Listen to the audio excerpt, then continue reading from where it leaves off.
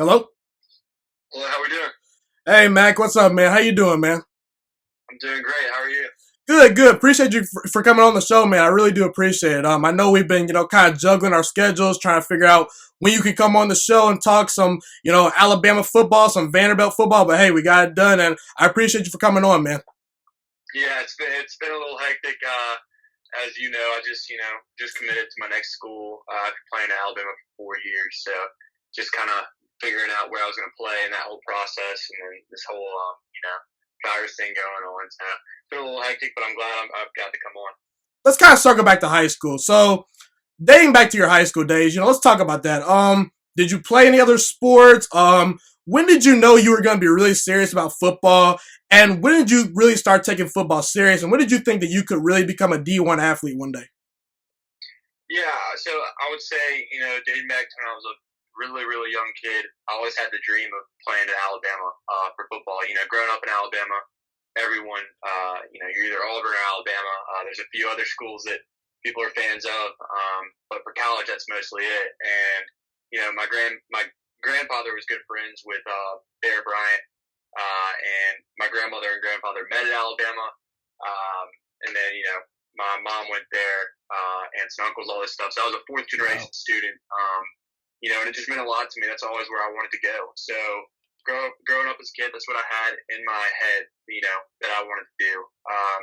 And I played baseball, soccer, basketball, football, tennis, and I think that's it.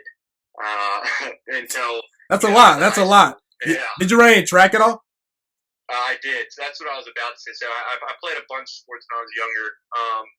Like all of them, and did travel for the most part for most of them, if not all. But then realized, if you want to excel to an elite level at a certain sport, you're going to have to start cutting it down.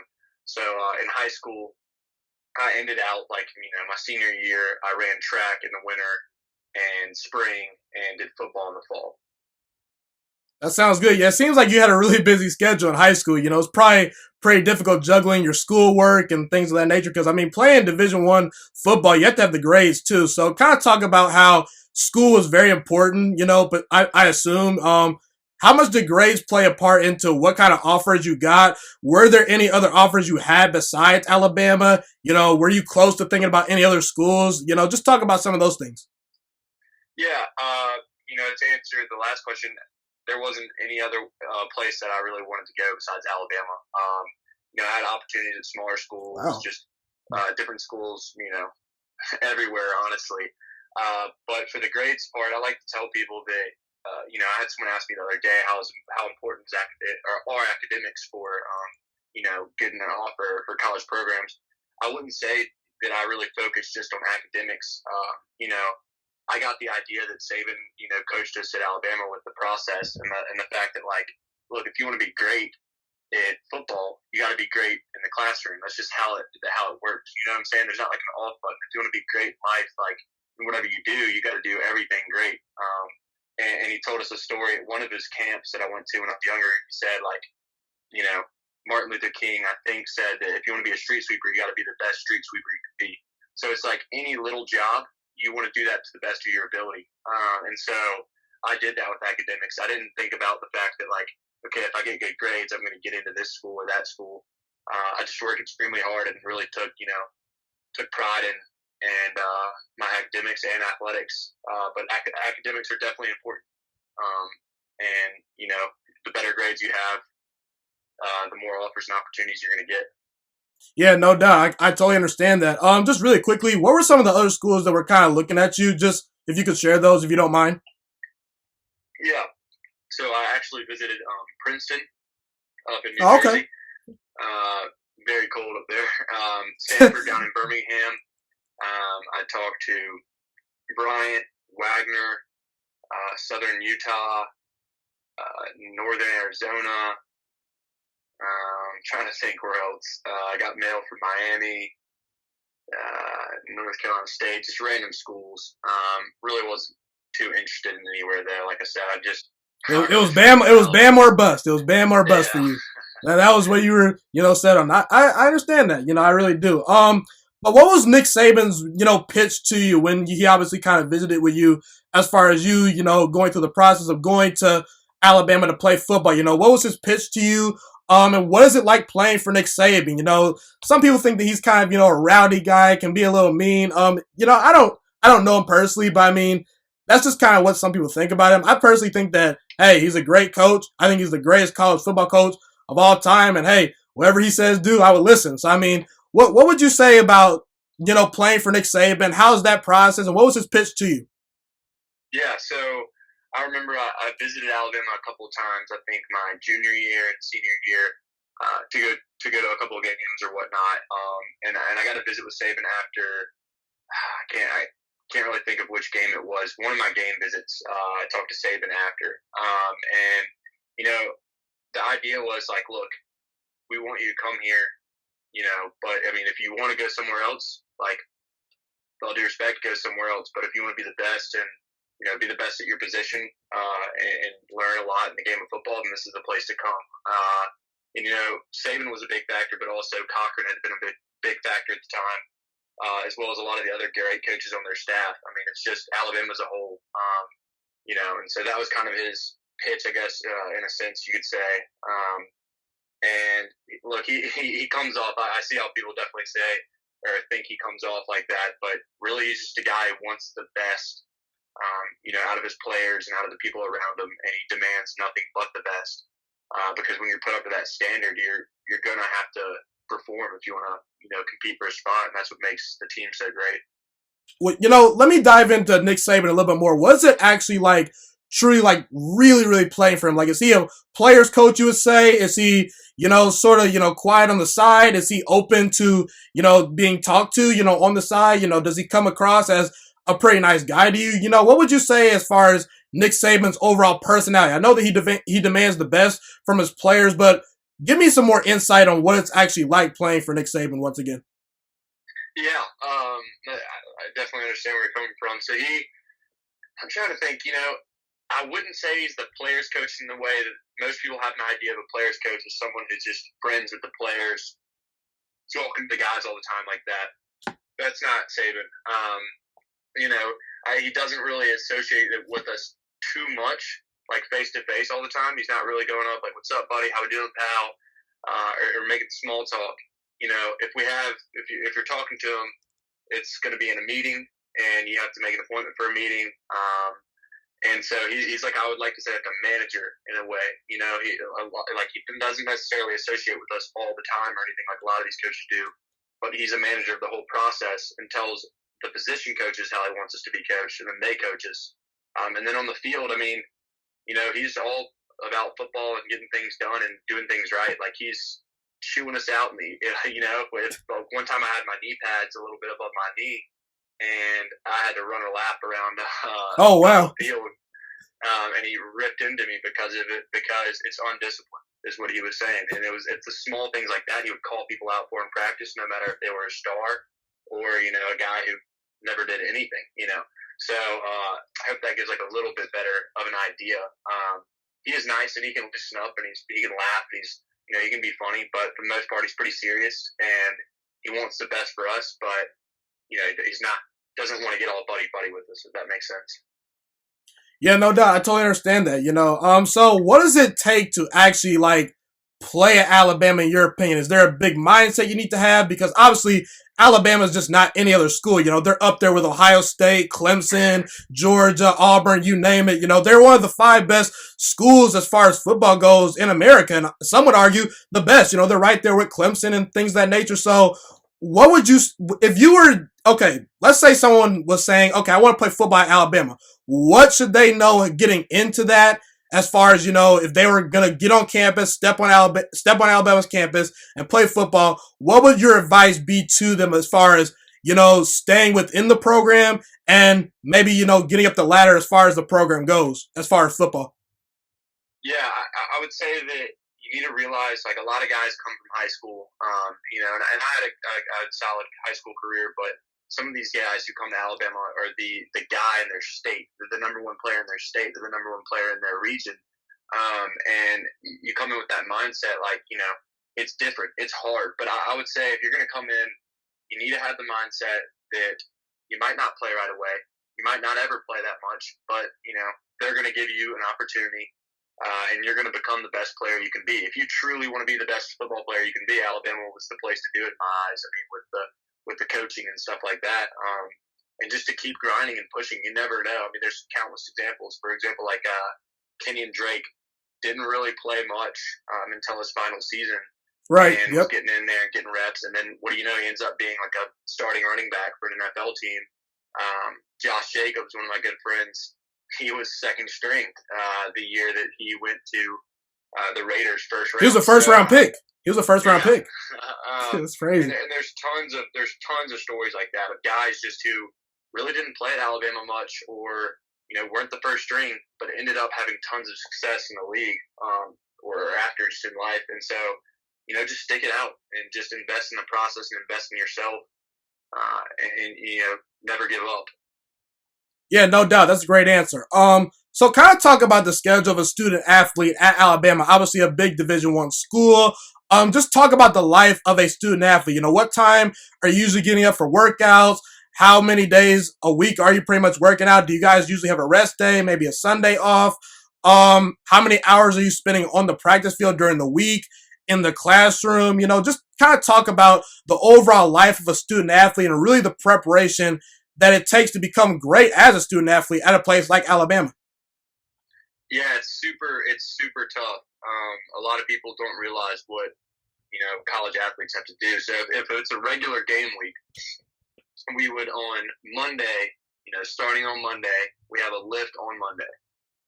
And there's like different lift times depending. They'll make it around our class schedule. So if I have class from 8 to whatever, 12 or whatnot, I'm going to lift at 6:30 and be with that group. So we'd have like an hour lift on Mondays, and we get up, do our lift, and then it's class. When we go to class, we have to go to all our classes, get our work done. And then right after that, we're eating lunch, we're changing, we're going through, hour or so of meetings, 2 hours, whatever. Then we have practice for about an hour and a half. I think it's like an hour and a half, 2 hours, however long. And we're off the field by, we're off the field around like, I think 6 o'clock, maybe a little bit later. And then it's, tutoring, doing homework, or some people have late night class, and then you got to get sleep, and then, do it all over again. You do it all over again. And so Monday, Tuesday, Wednesday, Thursday, those are like practice days. Mondays are kind of light practice. Tuesdays are, pretty big, long practice, same as Wednesdays. And then Thursday's a little bit easier. And then Friday we do a walkthrough, just kind of go through the things really light, before the game. And then you go stay in the game hotel. And then Saturday is game day. And then Sunday we'll have what's called a stretch and stride, which is just where we run, I think like 110-yard dashes, kind of like a good pace, like a striding pace, just to kind of get us loose, make sure we're ready for the next week. Is there ever a speech that Saban gave to you guys or a moment where you were at Alabama, or just on the practice field in general playing football, where you said, okay, this is the place that I want to be, and this is the place that I'm happy I ended up being in? I would say there's a lot of times like I had like that at Alabama. I'm trying to think of one specifically for you, but hopefully this will paint the picture. I can't, think of the exact date, but it's after a fall camp. I think it was my sophomore, junior year. It was my sophomore year. So I believe that's the summer of 2017. Yep. But it was hot as heck out there, like 90-something degrees, high 80s, 90 degrees. And we just had a long fall camp practice. And, it was the fact about when we took a knee and everyone's eyes were focused on Saban, I'm surrounded by a group of guys who was just gone through this whole practice in this hot weather, and we're just survived. You know what I mean? Like, we all look dead, and Saban's telling us to stand up high, that there's things we need to get better on and get your rest.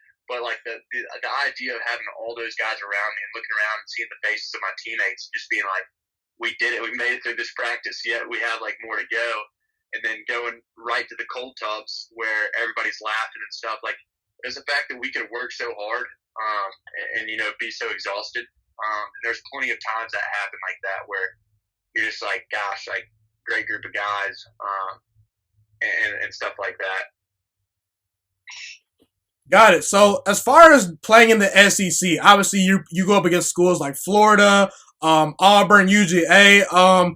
What's preparation like for those types of teams? How much film are you actually watching? You know, a lot of people talk about the practice, the weightlifting. How much film do you guys actually watch to prepare for these teams? And what's the atmosphere like on the road, you know, at South Carolina or facing Georgia in the SEC title game, you know, stuff like that, you know? What's just SEC football all about, man? Is it everything that's advertised on television? Because I've never been to an SEC game live. I've been to a couple Big Ten games live. I live in Ohio, so I've been to a couple Ohio State games. You know, pretty good atmosphere. But yeah, so just kind of talk about those things. Yeah, so preparation is wild, especially at a school like Alabama. You know, going back to the coach Saban he's all about preparation. You cannot be prepared enough. So we go through that schedule I mentioned earlier, but we're watching, I mean, we're going like 20 minutes of special teams a day on this team. You know, we're going through 15 to 20 minutes as an offensive unit, and then we're going to individual 45 minutes to an hour, and that's all every single day. And so we're doing that much film, and that's just at practice, you know. When we're by ourselves on dorm, going to sleep, guys are watching film like crazy. Jerry Jeudy was, you know, a film addict.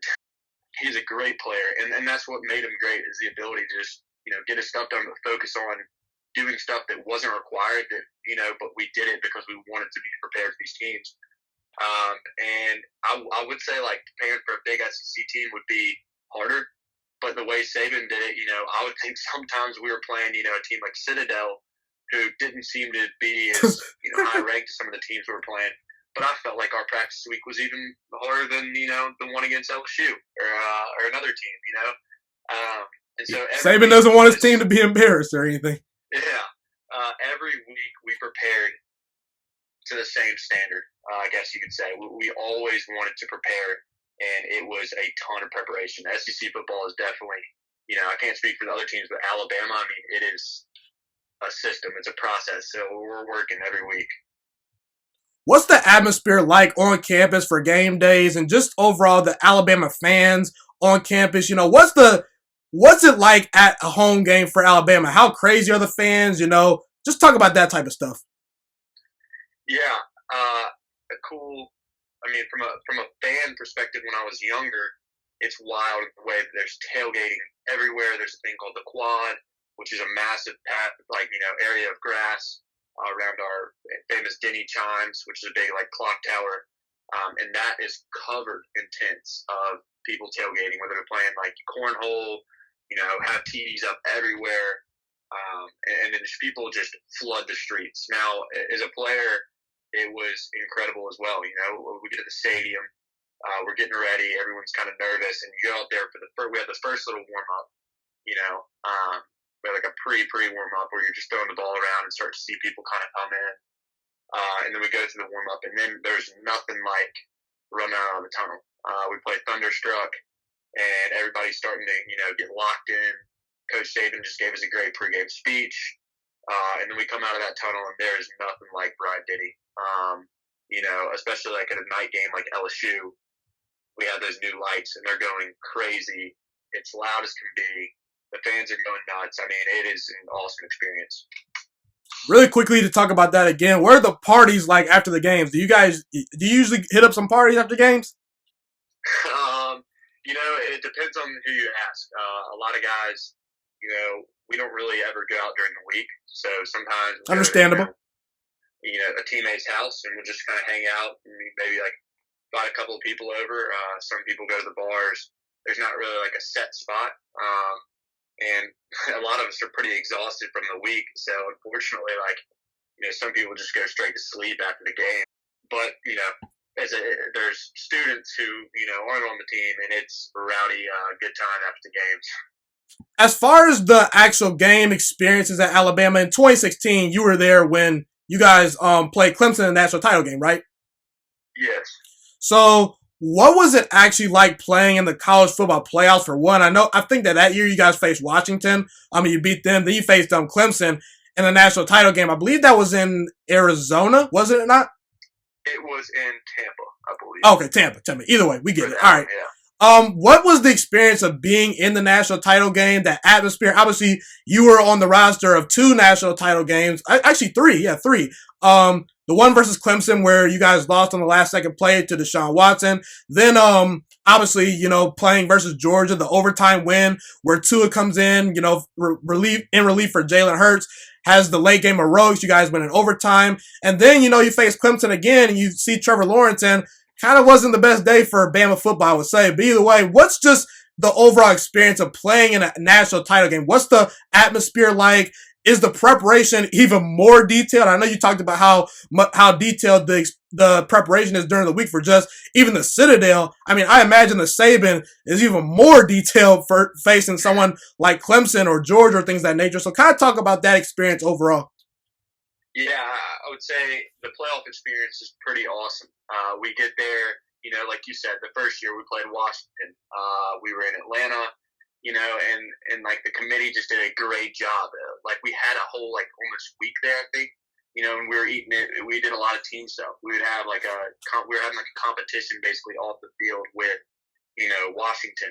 Like they came into like a 3-point challenge, and we had guys compete in that. Like they always do a players lounge in the hotel we stay in that has, everything you can think of. PlayStation, Xbox, like basketball shooting machines, everything you dreamed, which is a lot of fun. And they do a great job. Like we're chauffeured everywhere, fans are everywhere. There's a ton of hype. So leading up to it, it's pretty crazy and awesome that way. And then, like I said, preparation wise, most people might say that, someone prepares more for this event than another, but just the way Coach Saban is, we prepare the same for every single game, no matter who we play. So preparation was the same. And, we had curfew very early. We're going to sleep by 11 o'clock every night, getting ready, and practicing hard, and going from thing to thing. And on field, it's pretty unbelievable. I would say that there was nothing like, especially that national championship against Georgia, where Tua threw the game-winning touchdown. It was a pretty surreal experience. That was in Atlanta, right? That was in Atlanta, yes, right? It was. So you guys were pretty much, I probably was like 50-50. I assume Bama fans travel pretty well, right? Yeah, they do. I think that we've actually probably moved to having a little bit less of fans sometimes. In those big games, I say less. We still have a ton of fans. We have an unbelievable fan base, but in the way that people expect us to make it there, and so when we go out, when we're in Arizona or something like that, or far out in California, it's harder for fans to get out there. There are less fans than the other team, but in a place like Atlanta, we were a pretty packed house. No doubt. So I'm going to switch back to 2016. Obviously, you guys lost on the last second play to Clemson in that national title game. Then you guys run through your schedule. Then you face Auburn, and that game didn't go so well on the road. And you guys were fortunate enough to get into the playoffs as a 4 seed over Ohio State. I felt that you guys should have made the playoffs. I'd argue that Ohio State just losing to Iowa by a bunch of points and Oklahoma by a bunch of points was, what can you say? Alabama, I got to put them in. But either way, you guys won the national title game the year after you lost on the last second play. Was there something different that you saw the minute you guys started, training, the next year, once practices started back up? Was there a different mentality or a different intensity from the team you saw that said, okay, we got to the national title game, that was nice, but we're not going to lose like that again? So was there anything different you saw mentally, physically from the 2017 national title team versus the 2016 team? I know you guys reload every year, so there's some different players, different faces every year, but what was different from that team that put you guys over the hump? Yeah, we came in with the narrative that year. So, in fall camp, we always discuss, we like to have a narrative of who we're going to be. And that year, we were going to, Bama's coming back. We're not done yet, and we came in with that mentality that happened, and it shouldn't have happened.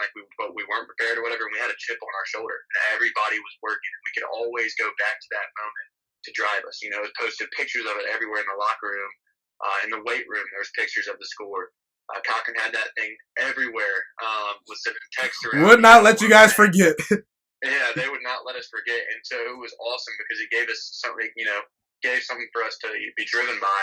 So I'd say the mentality was pretty great. We came in like angry, and really wanted to be great and wanted to claim our spot back on top, and we were going to make it clear that we're the best team in the country. That's kind of the attitude we came in with. Thank you so much for watching this video today. Please also note that the Juice Alert Sports Podcast is not just a YouTube channel. It is available on all podcasting platforms, including Spotify, Google Podcasts, iTunes, and Apple Podcasts. Also, if you enjoyed this video, be sure to like, comment, subscribe, and share this content with all your friends. This podcast is my favorite thing in the entire world right now. It is my passion. And I want more people to listen to this podcast. I really want this podcast to grow. Also, a fun fact about me is that I want to go into the sports broadcasting and media world once I graduate from the University of Toledo, a college in Northern Ohio. I currently am a freshman there right now. I am looking to become one of the next great sports broadcasters and analysts out in the world. And I potentially would like to start my own network if this podcast really truly grows. Or if I fall short of that goal, I would love to work for a big time network like ESPN or Fox Sports 1. I am open to all networks. So if you believe in my dreams and you see or hear my passion through the screen, be sure to tell all your friends about the Juice Alert Sports Podcast. Stay motivated, you guys. Have a God bless day, and I'm out.